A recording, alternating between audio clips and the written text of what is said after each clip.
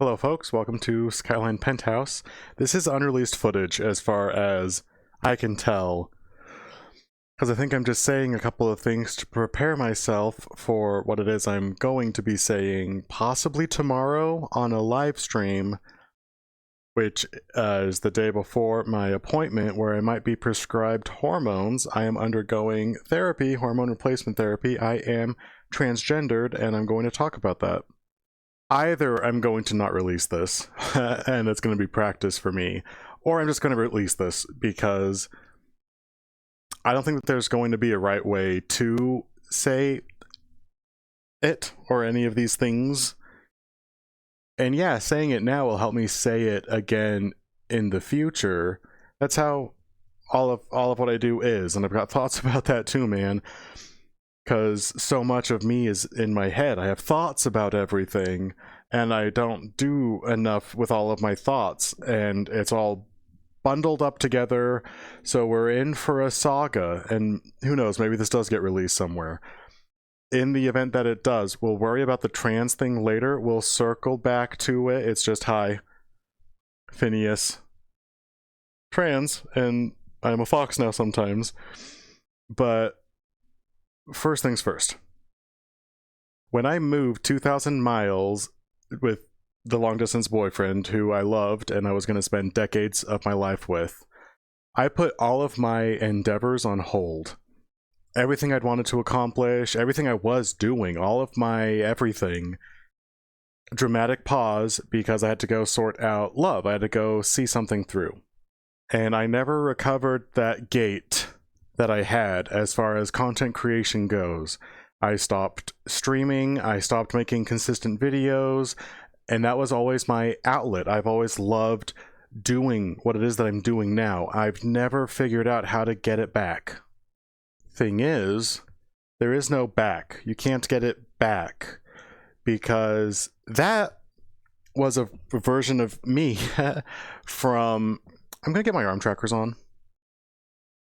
Hopefully that helps. One of my base stations has been acting up, I think. I tried fixing the position of it. This arm is still going to be way out of position for a little bit, so I don't know if I want a broken arm or if I want to have no arm. Alright, I figured it out. Anyway, I completely forgot where I was before I got distracted. So we're just going to move on to... I do remember where I was. Immediately after I was deeply heartbroken in VR and then in the real world, I moved back home with my folks where you have a hard time expressing yourself as a cat or squirrel or fox on the internet. I had a second VR heartbreak, which... whatever. And so then I move out of my folks' place, and I'm so ready for tons of stuff. I want to make lots of things. I want to be lots of people. I want to be something, right? And it has been 2 months of like hanging out and enjoying my life and spending time with friends, and then spending time with friends in VR who are actually just some of my closest friends now. And I've been going to some events, but not a ton.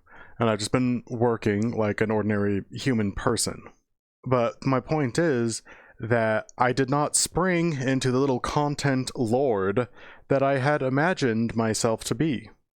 There was some refactoring that had to be done, and as it turns out, I'm pretty sure that I've had the wrong instruction set all of this time. At the time of filming, 2 days from now is when I have my appointment, where I might have my first prescription in the best case scenario. I'm really hoping, because something still hasn't been clicking, even now, in the land of dreams. The promised land of dreams. Things are better than I ever thought that they could be. I have a gay furry roommate. For crying out loud, man. Someone who gets it. He's not a VR head like I am. But, you know, recently he was at Anthrocon, and so I had the house to myself while my roommate was at Anthrocon. That's just a cool sentence. I don't get laid in VR a ton. Bear with me. But he'll have people over, And then I'll be like, oh, you sly dog. But then I talk about how I have like a sleep group that I sleep in VR with sometimes, so I can like be snuggling a cute little creature, a mouse of some sort, or there's a few people who tend to show up. And I have my own comfortable style that I've been developing. And my thing is, one of my many things, I don't want to do anything if my heart isn't there. So I've stopped myself quite actively. I have, in the log right now, 11 videos that are edited and uploaded, just waiting for the right time. And the time hasn't been right. I have not been right. But I know a few things about where I'm going, about the person I'm going to be. And I know a little bit about where I came from. A little bit. And I'm just really tired of being in this in-between space. So I kind of think I'm just going to lay it all out on the table.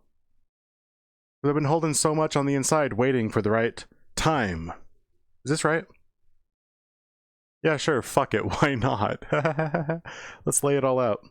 The 11 video series that I mentioned, right? That's me finally saying all of the things very plainly that I've never been able to express about where I came from.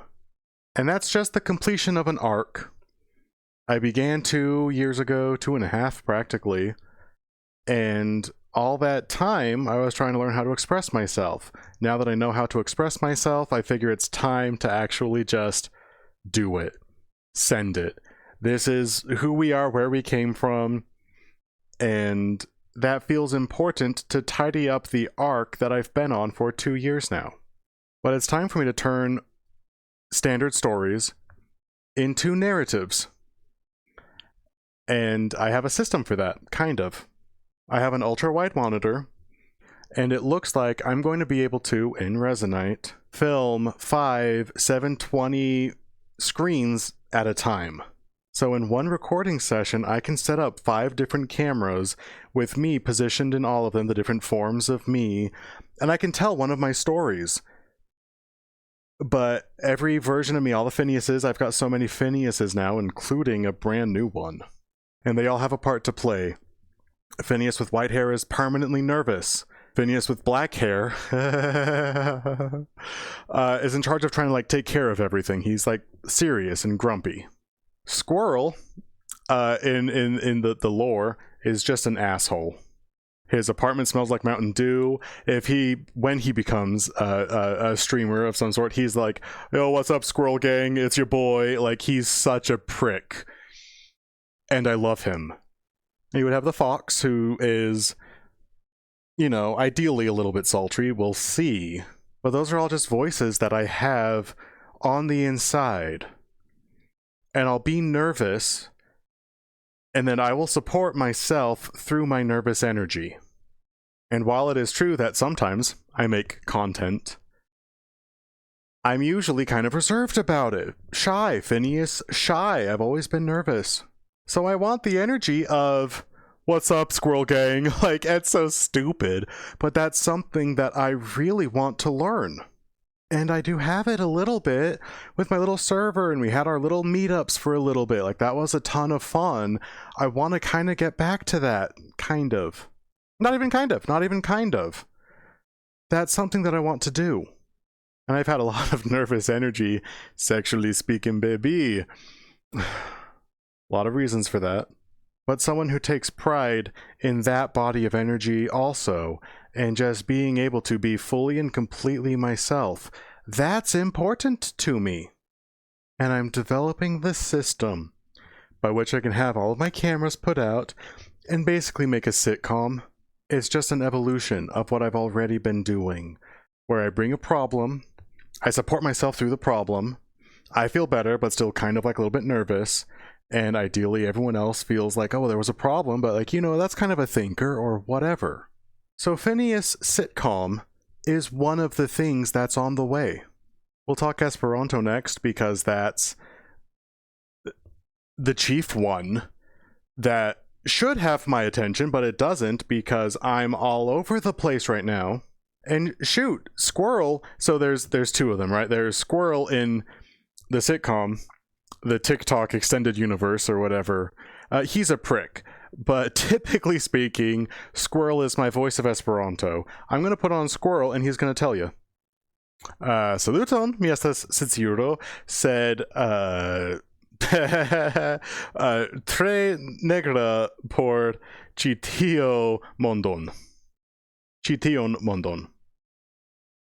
Mi estas kun kapitano de Resonita Esperanto klubo. I said that so wrong. Sed mi bezone deziras praktiki en Esperanton. Mi havas multe Esperantaj amikojn, kaj ĉe Esperanto estas bona placo por komencantoj. I said that wrong too. Sed mi komenciĝis ĉi tio nova klubo, kaj mi amas filmi kaj elsendi, kaj mi deziras kunlabori kun miaj amikoj. Mi havas malesperantoj amikoj, sed Esperanto kunvenigas nin.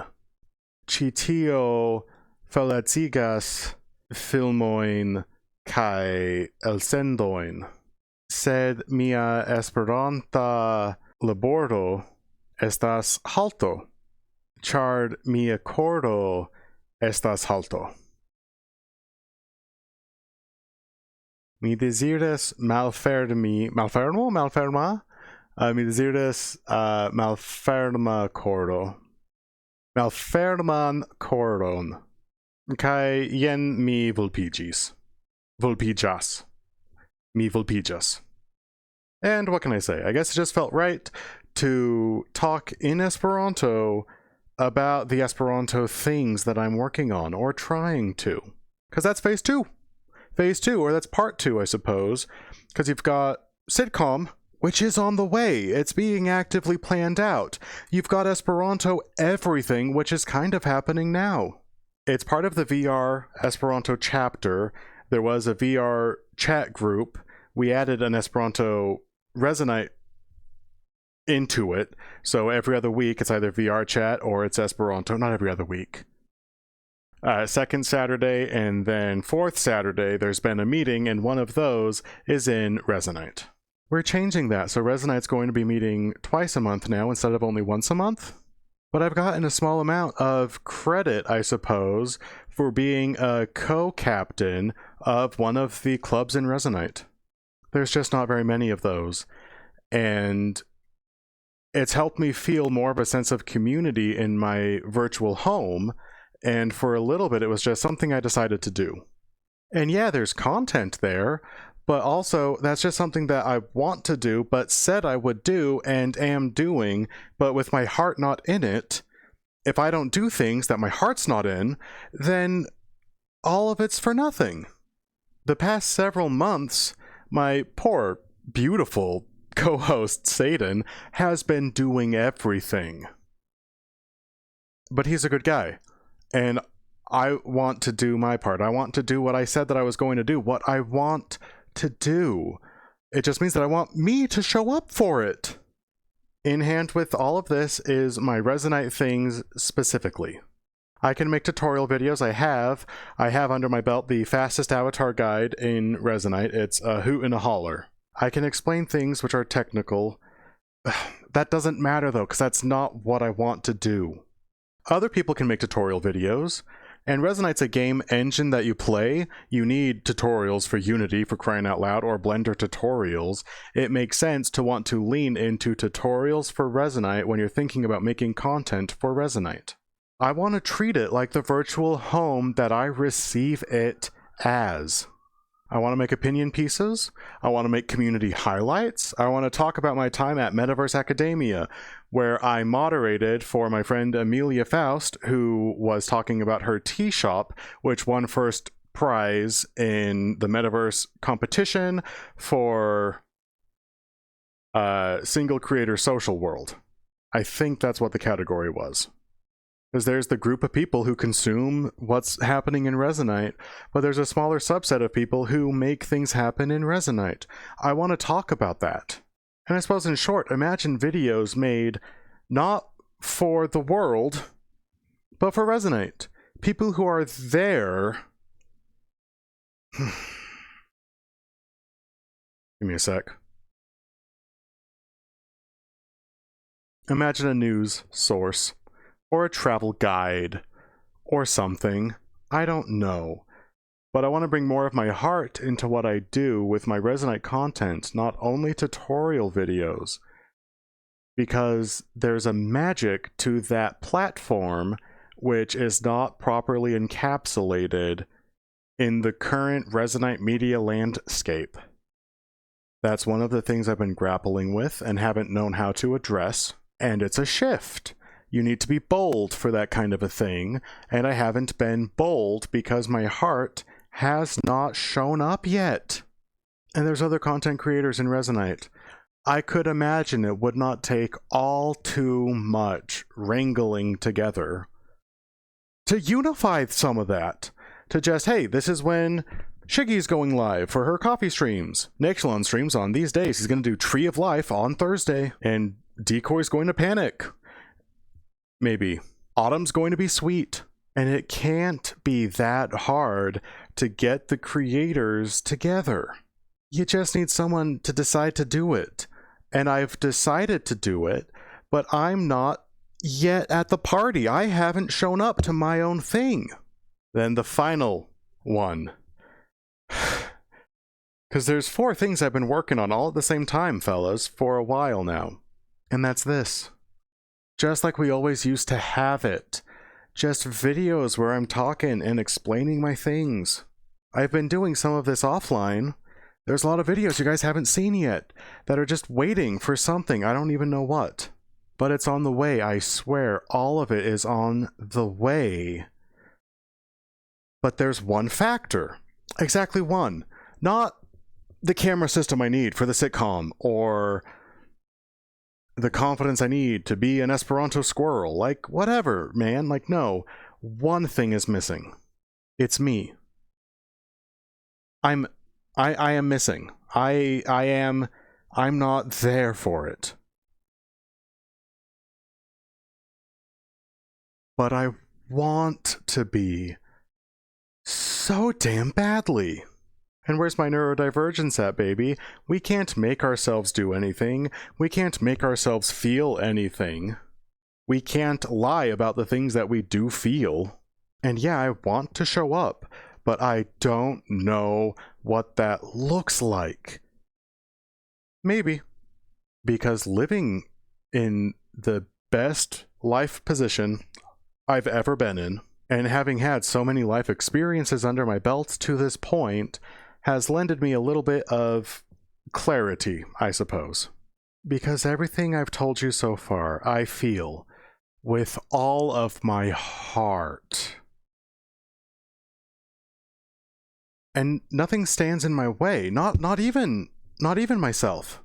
It is a little bit myself, because I don't allow these things to come to pass, because I know that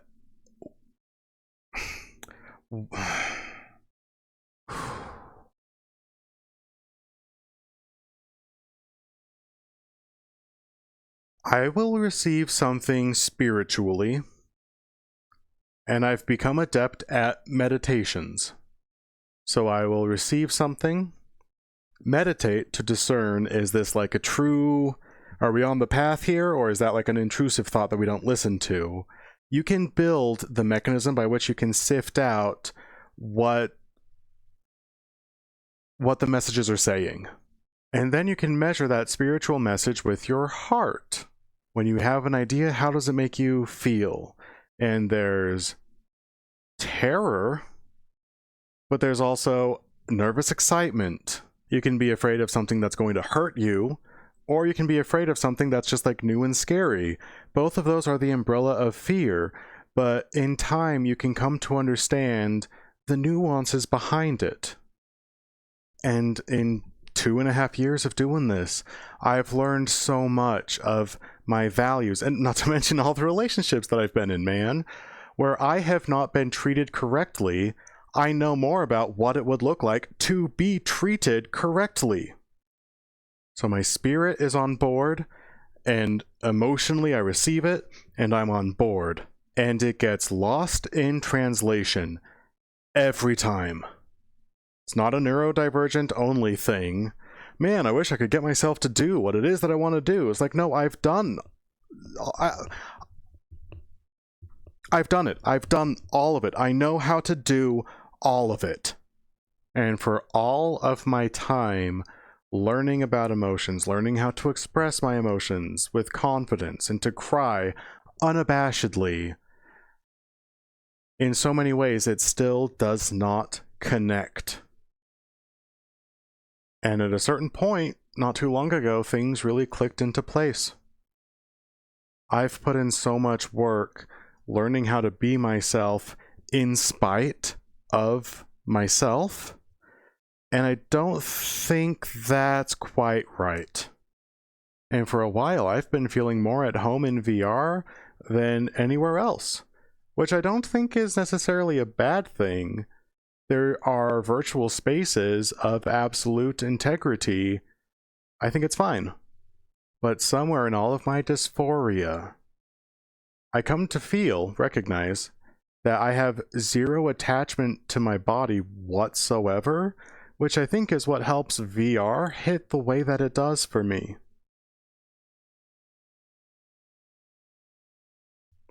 And I think it's less so that I can finally be the fox or the cat or the squirrel sometimes that I feel on the inside. It's a little bit more maybe that I can finally be something because I never was.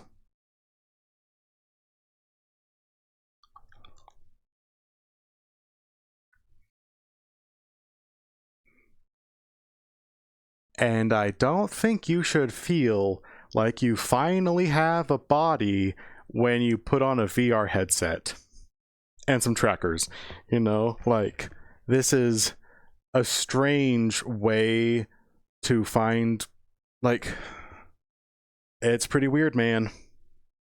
But that's conjecture, and regardless of physical changes, like, the worst thing that happens is I still don't connect with my body, and I don't know. But there is a chance that my emotional core is correct,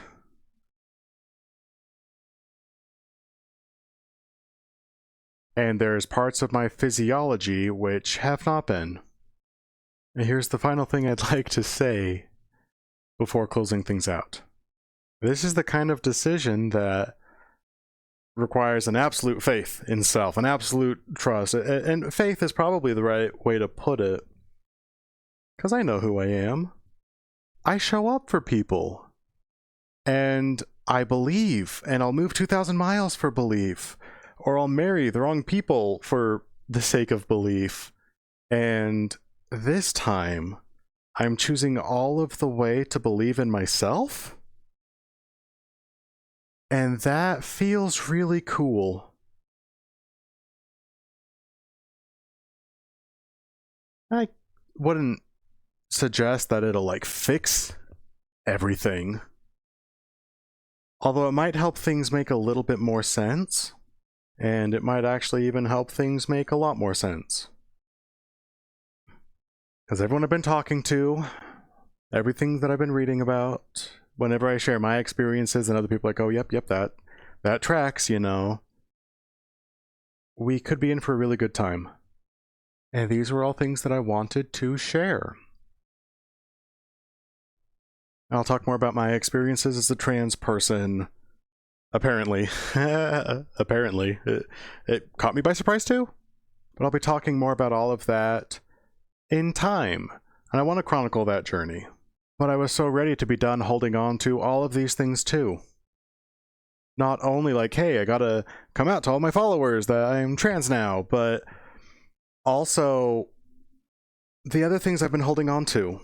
Because I guess it made sense to, in the same turn, tell everyone who it is I'm becoming at the same time as, like, here's all of the other things which I'm trying also to become. And I have thoughts about all of it and way more to say about all of it, but not right now because I have to edit this together. If I don't do it now, then it will just be another video on the hard drive. And there's the chance that this is actually just a video. And if it is a video, I hope you enjoyed it. I hope that you, enjoyed me, happy fox boy, girl, undecided. And that's where I've been. That's what I've been up to. And there is so much on the way. And it's so cool. And I can feel it. I've seen it. I've sensed it. I've like figured out what I want to do about it. What's it going to take? And as soon as I can show up to the party, man, it's going to be a party. And I tell you what, you guys are invited to the party.